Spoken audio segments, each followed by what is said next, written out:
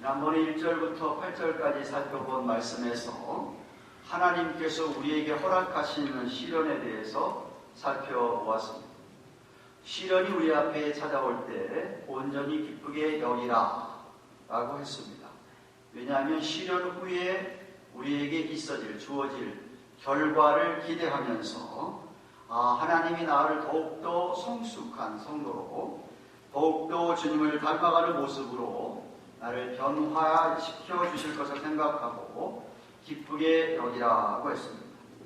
그래서 잘 참고 견디면서 인내를 온전히 이루라고 했습니다.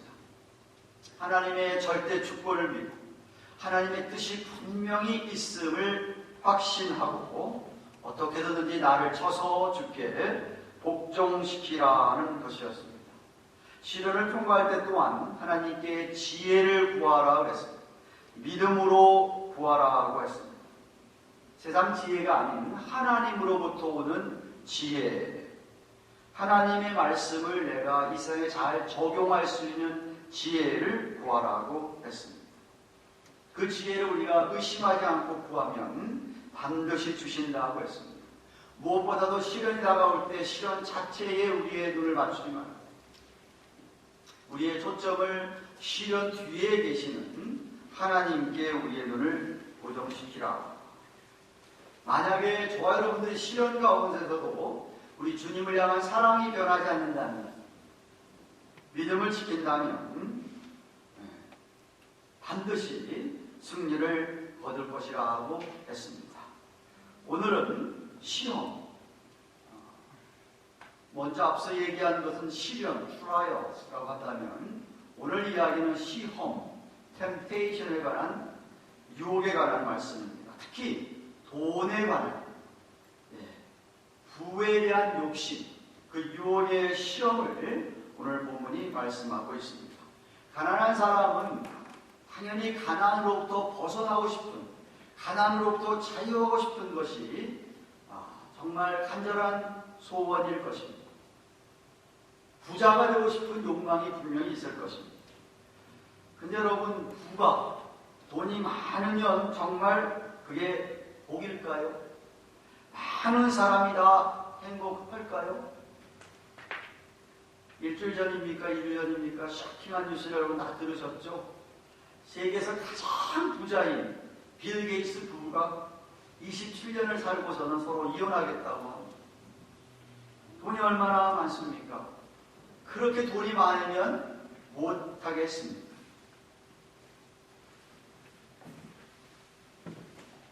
반대로 가난한 것은 저주일까요?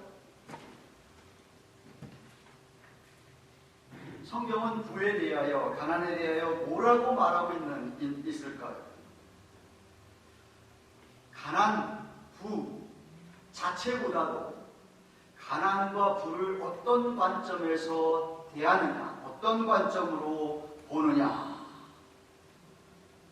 그게 엄청 중요합니다. 여러분은 가난을, 부를 어떤 관점에서 보고 있습니까? 중요한 것은 가난한 것이든 부자로 부유한 것이든 그게 무슨 죄라든가 그 자체가 복이 아니라는 사실.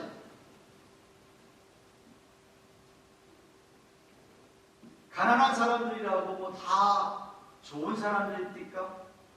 부자라고 다 나쁜 사람들입니까? 아닙니다.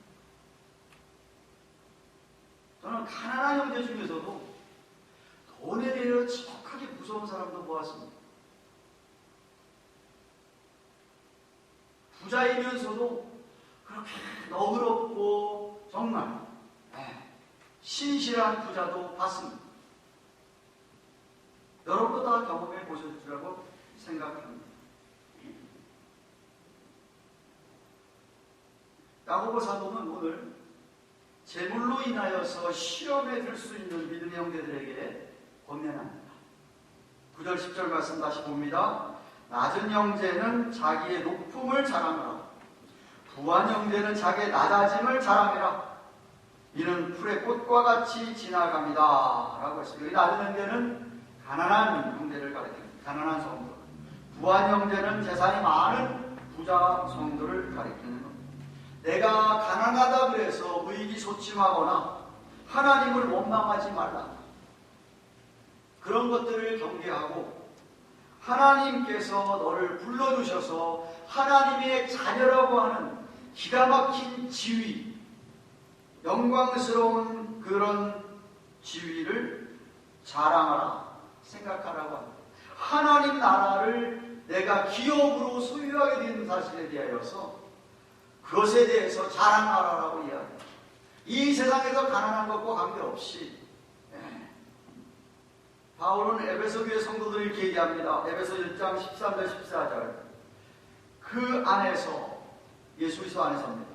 예수 그리스도 안에서 너희도 진리의 말씀 곧 너희의 구원의 복음을 듣고 그 안에서 예수님 안에서 또한 믿어 약속의 성령으로 인치심을 받았으니 이는 우리의 기업 예수 믿는 사람들이 받을 기업의 보증으로 우리에게 성령님을 인쳐주셨다. 성령님을 주셨다.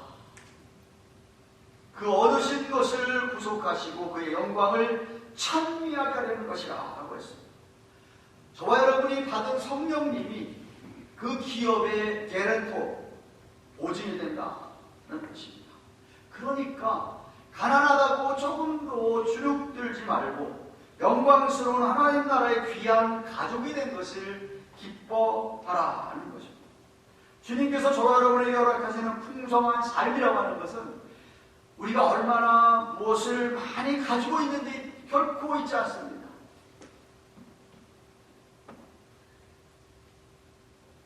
그렇다면 부자가 다 행복해야 되는데 부자들하고 얘기해 보십시오. 정말 행복한가? 그렇지 않습니다. 가난한 자라고 다 불행합니까? 얘기해 보십시오. 가난한 행복한 사람들 너무나 많습니다. 정말 신령한 복을 받은 자로서 얼마든지 풍성한 삶을 살 수 있다. 여러분, 이 세상에서 돈으로 해결하지 못하는 게 얼마나 많은지 아십니까? 정말 돈으로 해결할 수 있는 게 너무나 많아요.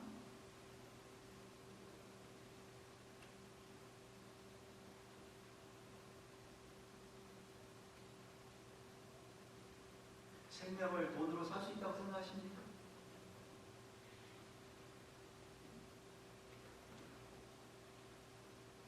사랑을 돈으로 살 수 있다고 생각하세요?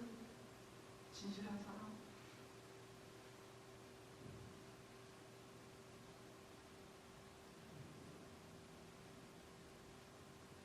주님 안에서 우리가 이 세상에 비록 가진 것이 좀 적어서 가난하다 할지라도 그 외에 소중한 것들을 우리 하나님께서 우리에게 허락하여 주셨습니다. 그것들을 사용하십시오. 그것들을 누리십시오. 그것이 바로 주님 안에서 풍성한 삶, 부유한 삶의 비결입니다. 비결.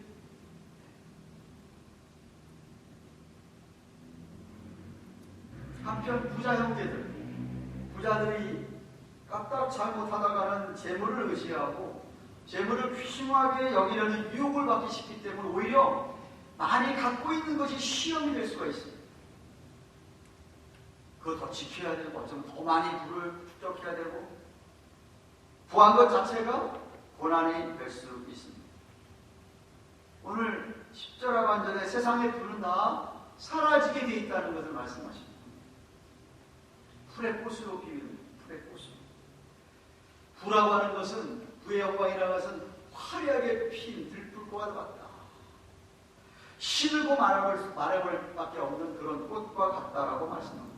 11절 말씀 보십시오.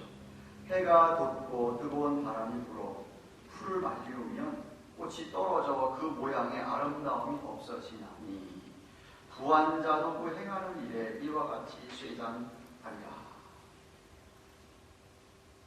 지나가는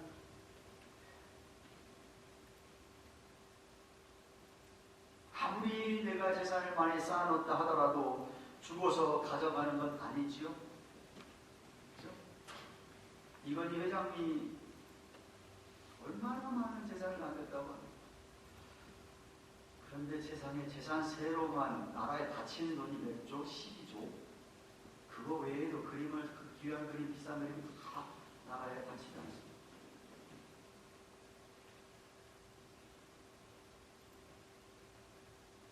쌓아놓은 재물, 죽어서 가져가는 것 아닙니다. 그래서 예수님처럼, 예수님 얼마나 부한 사람입니까? 그러나 하나님이신데, 모든 것 다 하나님이신데 인간의 몸을 입고 이 땅에 오셔서 낮고 낮아지는 것처럼 부를 가진 사람도 낮은 자들과 자신이 별반 다른 것이 없다라고 그렇게 동일하게 생각을 하며 부를 자랑하기보다 하나님 앞에 겸손해야 한다는 것이죠. 진정한 보물은 저 하늘나라에 쌓여지는 것이 진정한 보물이라는 사실을 깨닫고 하나님 나라를 위하여 사용할 수 있는 재물이 되어야 한다는 것입니다. 디모데후서 6장 18절에 이런 말씀하십니다. 재물이 있느냐? 재물을 가지고 오직 선한 일을 행하고 선한 사업에 부하고 나누어 주기를 좋아하며 동정하는 자가 되게 하라고 말씀한 것처럼 사용해야 할 것입니다. 그것이 바로 하늘나라에 보물을 쌓아놓는 것입니다. 그런데 문제는 영적인 지혜는 갖지 못한 채 부를 소유하는 것, 그것은 정말 허무한 것, 그냥 날아가 버리는 것들입니다. 그러므로 가난한 형제들처럼 부자 형제들도 하나님께서 그에게 허락하여 주신 영적인 특권을, 신령한 복을 즐거워해야 된다 하는 것이 본문의 포인트입니다. 여러분, 이 세상에서 좋은 조건에서 얼마나 누리느냐 하는 것은 하나님의 상관은 전혀 상관이 없습니다. 대신에 어떤 상황 속에서도, 어떤 열악한 상황 속에서도, 아니 부한 상황 속에서도 믿음을 지키며 예수님을 닮아서 아름다운 향기를 품어내고 살았냐, 그것과 하나님의 주신 상과 관계가 있습니다. 자기보다 잘 사는 사람 보고서는 부러워하고 배 아파하는 성도는 미성숙한 것입니다. 아니, 생각해 보십시오. 누가 좋은 조건에서 좋은 일을 많이 못하겠습니까? 물론 못한 사람도 있습니다만, 너무 좋은 환경과 좋은 상황 속에서 마음껏 좋은 일 하는 것, 저는 별로 어렵지 않다고 생각을 합니다. 그렇지 않은 열악한 상황 속에서 계속 끊임없이 선한 일을 하는 게 어렵지. 그렇지 않아요?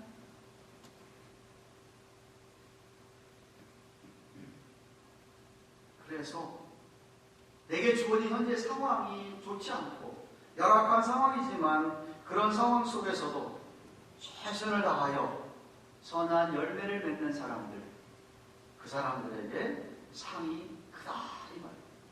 하나님의 칭찬과 상은 사람들로부터 오는 게 아닙니다. 왜? 사람들은 잘 모르거든. 정말 사람들은 잘 몰라요. 겉으로 드러난 것만 알지. 근데 우리 하나님은 꿰뚫고 계시잖아요. 다 너무나 잘 아시죠. 그래서 12절 말씀하십니다. 12절 말씀 보세요. 오늘 성경 본문의 요절입니다. 시험을 참는 자는 복이 있도다. 이것에 옳다 인정하심을 받은 후에 주께서 자기를 사랑하는 자들에게 약속하신 생명의 멸류관을 얻을 것입니다. 가난한 형제건 부한 형제건 다 시험이 있습니다. 시험을 참는 자가 복입니다. 참으로 누군가 어려운 가운데서도 믿음 생활을 하면서 끝까지 잘 참고 이겨냈다면 그 사람은 정말 복이 있는 자요 생명의 멸류관을 받을 자죠. 여기 복이 있다라는 이 복은 산상수훈에서 예수님이 말씀하신 팔복과 동일한 의미입니다. 외적인 상황이나 환경에 영향을 받지 않고 그저 주님 사랑하며 주님 안에서 주님 주시는 놀라운 평강과 기쁨을 말하는 것이죠. 물론 시험 자체가 복이 아닙니다. 그죠? 그런데 시험을 잘 참아내는 것이 복이라는 것이죠. 시험을 잘 참아내는 것이 복이다. 시험을 잘 참아내면 옳다고 지금 주님이 인정해 줍니다. 야, 너 you're right. 야, 내가 너 인정한다. 그러면서 그에게 생명의 면류관을 씌워주신다. 면류관, 초대교회 당시의 면류관은 이런 마라톤 같은 운동 경기에서 승리한 사람, 골이 난 사람에게 머리에 씌워주는 화관.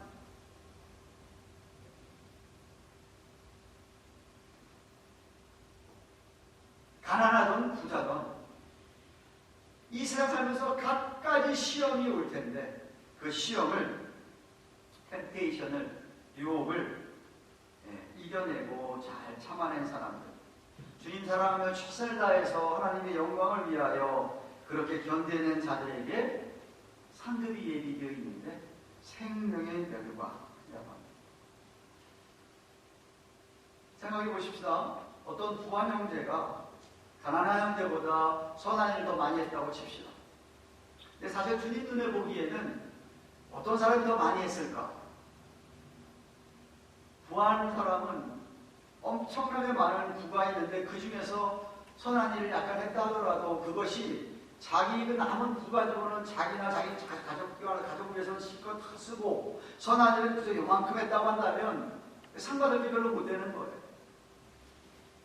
가난한 형제는 자기가 가진 것이 그거밖에 없지만 정말 거의 다 선한 일을 위해서 드린다. 그게 하나님 보시기에 귀한 것이고 큰 상이지. 기억하세요? 누가복음 24장입니까? 예.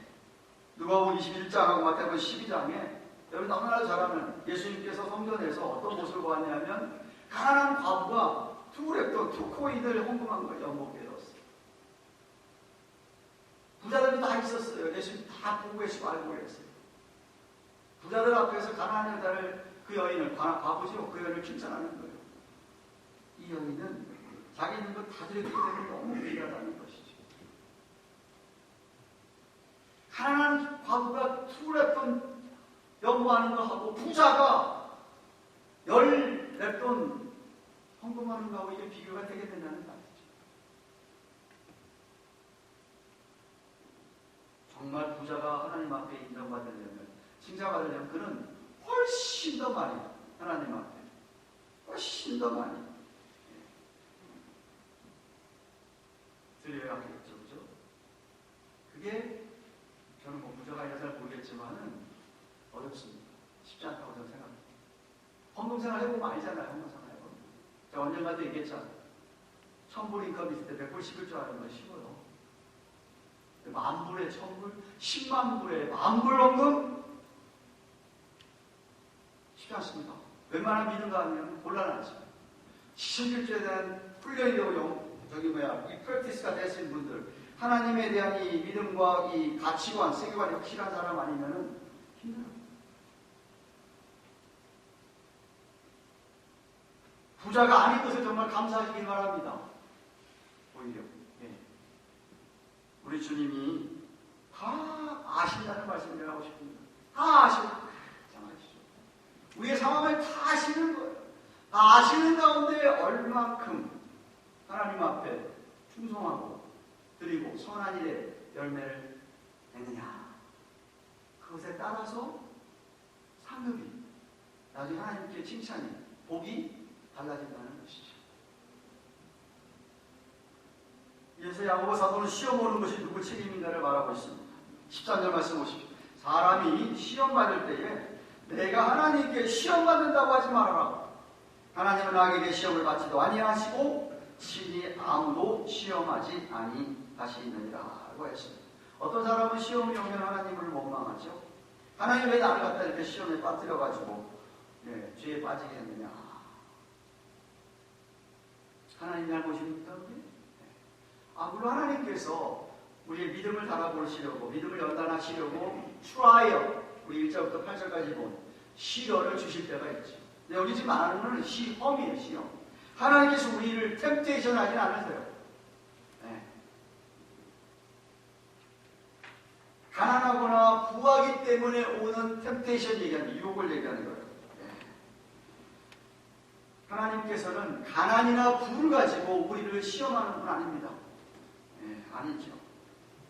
서로도 그랬잖아요. 부나 가난, 그 자체가 시험이나 죄는 아닌 거라고 그랬잖아요. 아니잖아요. 예.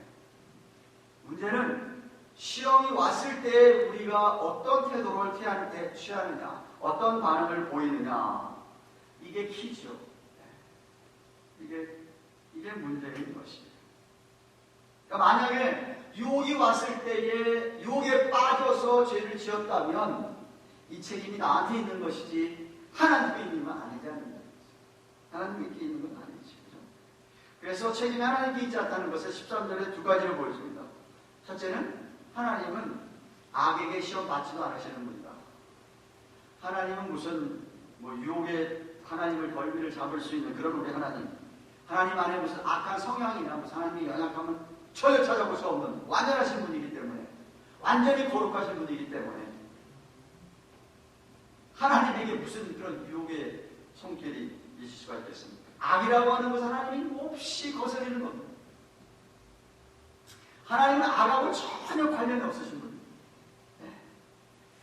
그런데 우리가 유혹에 빠져서 죄를 짓는다고 하는 것은 내 책임이지 이게 하나님 책임으로 돌리면 곤란하다고 얘기하는 것이죠. 당연한 말씀이죠. 당연한 말씀이죠. 근데 그 다음 절에 뭐 얘기하고 있느냐면 사람을 망하게 하는 것은 욕심, 자기 욕심이라고 얘기합니다. 14절 15절이 너무나도 잘 아는 유명한 말씀이죠. 오직 각 사람이 시험을 받는 것은 자기 욕심에 끌려서 미혹되니 욕심이 잉태한 즉 죄를 받고 죄가 장성한 즉 사망을 낳는다. 사람의 마음에서 어떻게 죄가 시작되고 어떻게 결과가 되는지를 가르쳐주는 그런 말씀입니다. 여기 끌려 미혹된다는 말은 피싱할 때 낚시꾼이 미끼를 사용해서 고기를 잡는 것에 사용하는 단어입니다. 미끼를 던지잖아요. 고기가 그러면 미끼를 보고 물라 그러잖아요. 그렇죠? 그래서 미끼를 보고 고기가 물속에 있던 고기가 그것을 보고 끌려서 미혹되어서 확 무는 것. 네. 확 물면 그게 이제 죄를 낳은 것이라 이 말. 우리의 욕심 때문에 꽉 물어버린다 이 말이죠. 물지 말아야 되는데 욕심에 이끌려서 그걸 안 물어야 되는데 그 안에도 수없이 먹을 게 많은데 물속에 사탄마귀가 미끼 쫙 던지는 거 가지고 전라문에 딱 물면은 그거는 죄 빠지는 거다. 죄가 계속해서 장성하게 되면 사망에 된다. 왜? 물었던 것도 물었다가도 이게 잘못 물었구나 빨리 보면은 사는데 꽉 물고 있으면 어떻게 되죠? 낚시꾼이 채가지고서는 회 떠먹잖아요. 물었다 이거 아니구나 딱 놔야 되는데 놓지 않고 계속 물고 있으면 사망에 이르러서 결국 죽게 된다는 것이죠. 사실 죄는 사람의 마음에서 어떤 것을 갖다가 내가 해야 되겠다고 딱 유혹에 빠져서 결정하는 순간 죄는 이미 시작된 것이죠.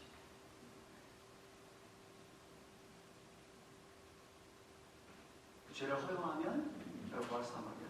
육체적으로, 영적으로 한 인격체가 완전히 망가지는 그러한 두려운 죽음이다.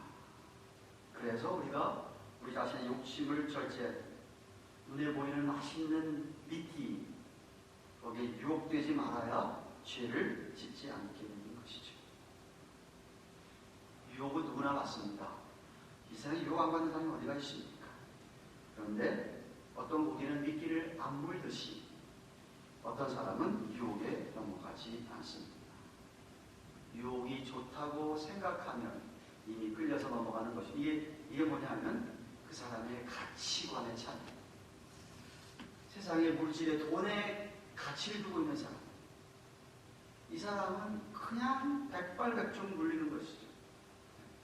근데 가치관이 하나님의 가치관, 성경적인 삶의 가치관에 성경적인 세계관, 기독교적 세계관에서 사로잡혀 사는 사람은 미끼를 던져도 안 물죠. 별거 아니니까. 나는 그것이 내 삶의 의미가 아니기 때문에 그렇습니다. 그래서 안 끌려가지. 성경은 사단 마귀가 우리를 넘어뜨리려고 자꾸만 유혹한다라고 합니다. 네. 자꾸만 우리를 갖다가 사단 마귀가 유혹합니다. 베드로전서 5장 8절입니다. 근신하라 깨어라.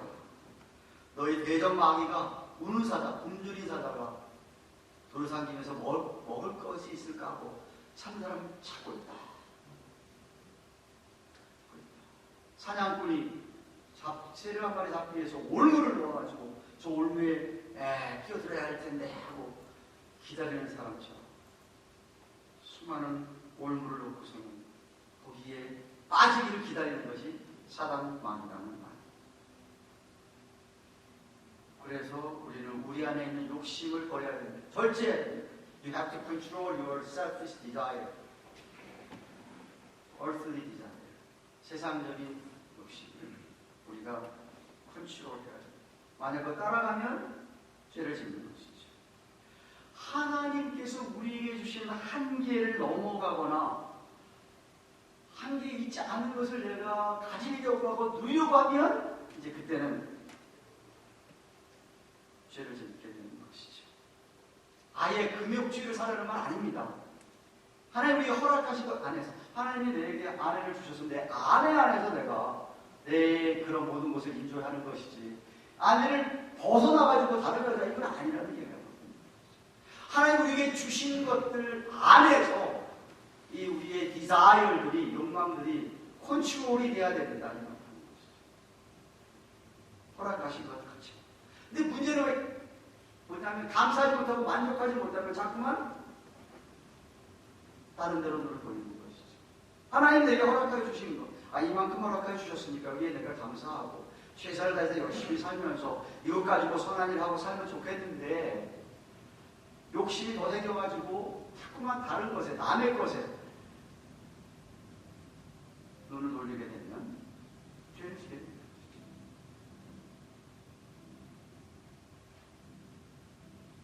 선한 갈망이야 있어야죠. 하나님 나라를 위한 디자이어는 있어야죠.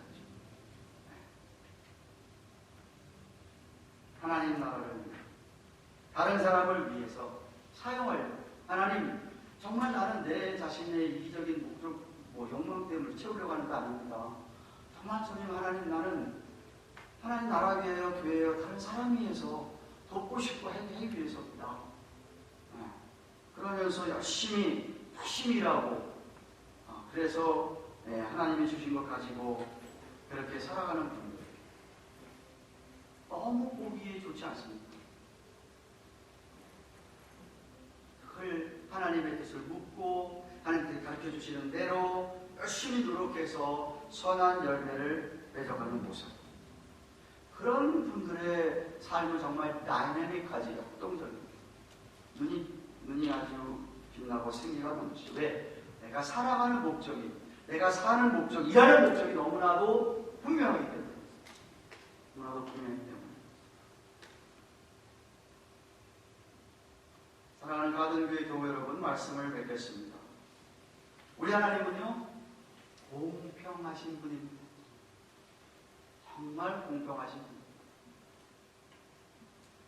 모든 사람에게 다 하나님은 다 선물들, 은사들, 재능들을 다 줬어요. 하나님의 자녀들에게 정말 필요한 거 다 주셨고 주시고 앞으로도 주실 분이 우리 하나님이세요. 믿으시길 바랍니다. 공평하게. 네. 우리에게 요구하시는 거예요. 우리에게 있는 거 가지고 열심히 달리라는 거예요. 열심히 용서하라는 거예요. 열심히 용서하라는 거예요. 다른 사람이 얼마큼 많이 가지고 얼마큼 능력이 탁월하고 다른 사람은 나보다 비교할 때 와 저 사람은 굉장한 이거 자꾸 생각하지 말고 하나님이 내게 주신 것 그거 가지고 내 자신이 최선을 다해서 열심히 달려가면 그래서 선한 열매를 맺으면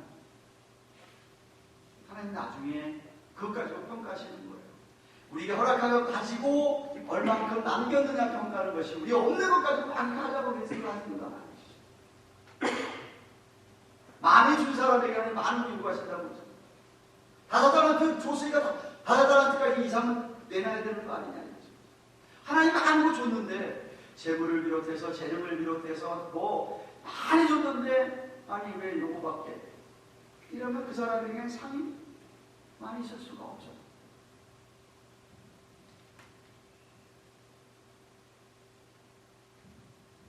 적게 준 사람에게는 하나님 많은 게 받아주세요. 그것만큼 네가 최선다해서 했느냐, 그것만 요구하시는 것이죠.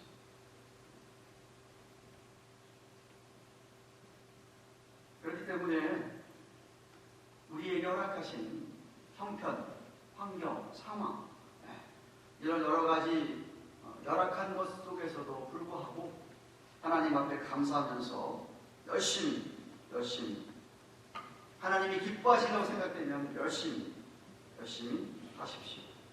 그러면 하나님의 인정을 받고 하나님이 허락하여 주시는 상을 받을 줄로 믿습니다. 다른 사람과 비교하지 마십시오. 제발. 여러분 보시기에, 여러분 생각할 때 내가 좀 작은 것을 가지고 있다고 생각하더라도 그거 가지고 정말 열심히 최선을 다해서 사랑하고 섬기면서 선한 열매를 맺었다고 한다면 하나님이 큰 상을 주실 것입니다.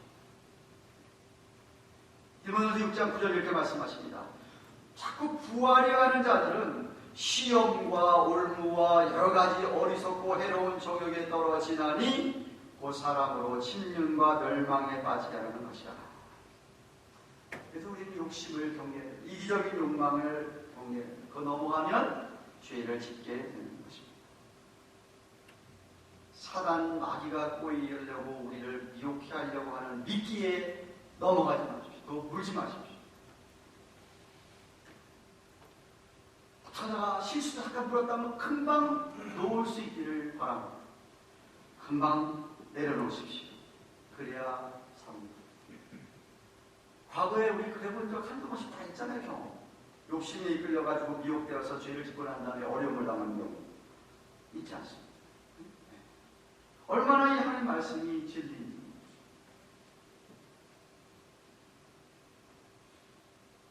어떤 상황 속에서도 더욱 주님을 사랑하고 그저 하나님 나라의 일에 선한 욕심을, 선한 열매를 내시고 열심히 적극적으로 달려가시기를 주님의 이름으로 축원합니다. 생명의 멸류관이 기다리고 있습니다. 지금 좀 힘들지만 영광스러운 시간이 우리 앞에 있습니다. 이러시기를 축원합니다. 기도하겠습니다.